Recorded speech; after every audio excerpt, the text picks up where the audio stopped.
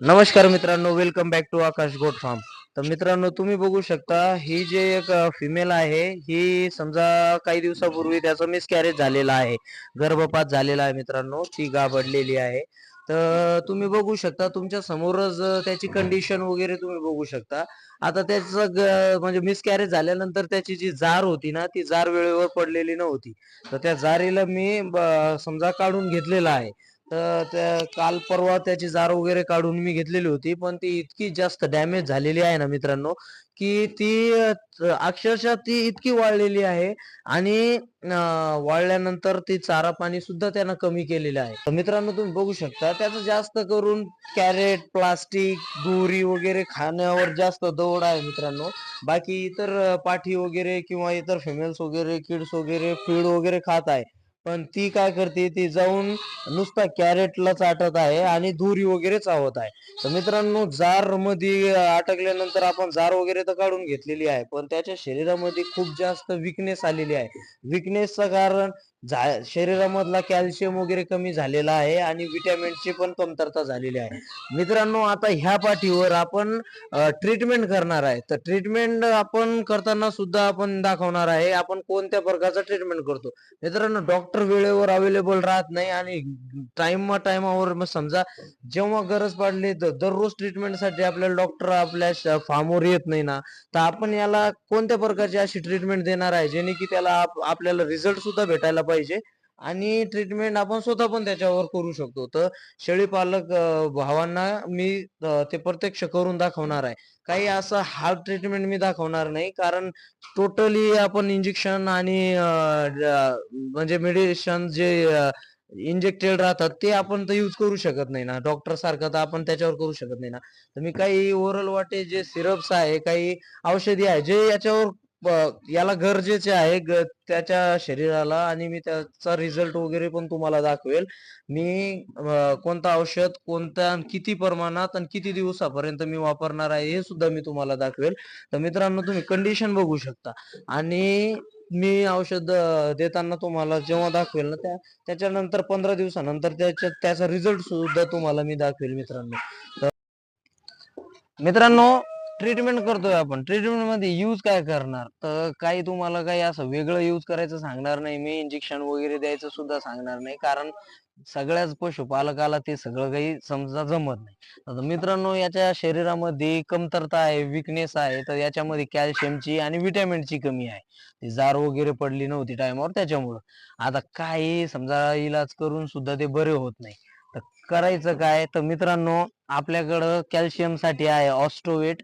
असे मी हाच औषध तुम्ही घ्या असं मी नाही सांगणार, कारण मेडिकल स्टोअर मध्ये कॅल्शियम विटॅमिनचे भरपूर काही सिरप येतात.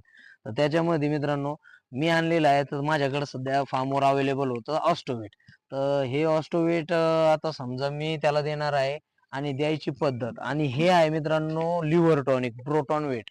तर लिव्हर टॉनिक तुम्ही कोणताही घेऊ शकता, पण ब्रोटॉनवेटचा रिझल्ट जास्त चांगला भेटलेला आहे मला, तर त्याच्यामुळे ते मी तुम्हाला रेफर करणार आहे. तर मित्रांनो, कंडिशन तुम्ही बघू शकता. चारा पाणी वगैरे त्यांना सगळं काही सोडलेलं आहे. विकनेस खूप जास्त आहे. खाली पडली तर लवकर उठत नाही ती बकरी. तर मित्रांनो, तुम्हाला करायचं काय आहे? ऑस्टोवेट जे आहे, सकाळी थंड जेव्हा वातावरण राहतं ना, तर त्या टायमाला ना त्याला मिनिमम 7 ml, 5 ते 7 ml त्याला ऑस्टोवेट द्यायचा रोज सकाळी, आणि संध्याकाळच्या टायमाला त्याला लिव्हर टॉनिक द्यायचा 5 ml. तर 7 ml ऑस्टोवेट, ऑस्टोवेट नाही, लिव्हर कॅल्शियम तुम्ही जे कोणताही वापरसाल, विटॅमिन आणि कॅल्शियम त्याच्यामध्ये मिक्स पाहिजे. आता याच्यामध्ये भरपूर प्रकारचे विटॅमिन, फॉस्फोरस आणि कॅल्शियम वगैरे मात्रा जास्त आहे. त्याच्यामुळे मी ऑस्टोवेट निवडलेला आहे त्याच्यासाठी. तर तुम्ही बघू शकता, हे लिव्हर टॉनिक संध्याकाळच्या टायमाला जेव्हा बकरी चारा वगैरे खाऊन बसलेली राहते ना समजा निवांत, त्या टायमाला तुम्ही लिव्हर टॉनिक देऊ शकता. आणि ऑस्टोवेट जे आहे ना, ते सकाळी थंड वातावरण असताना त्या टायमाला तुम्ही देऊ शकता. आता मी याला सध्या ऑस्टोवेट देत आहे मित्रांनो. तर तुम्ही बघू शकता.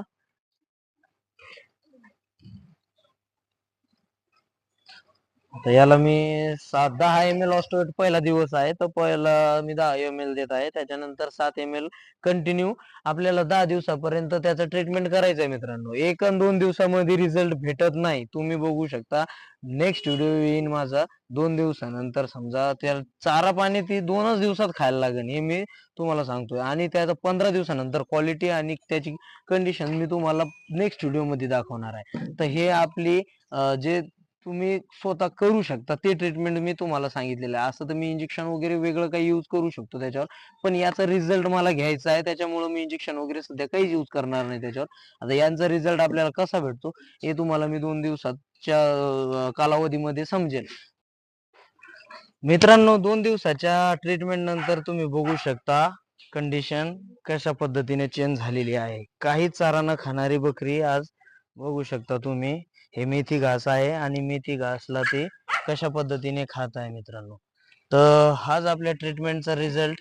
रिझल्ट भेटायला थोडा वेळ लागतो मित्रांनो, थोडा टाइम लागतो. पण तुम्ही बघू शकता तुमच्या समोरच रिझल्ट कशा पद्धतीने आलेला आहे. 2च दिवसाच्या ट्रीटमेंट नंतर हा रिझल्ट आपल्याला आलेला आहे.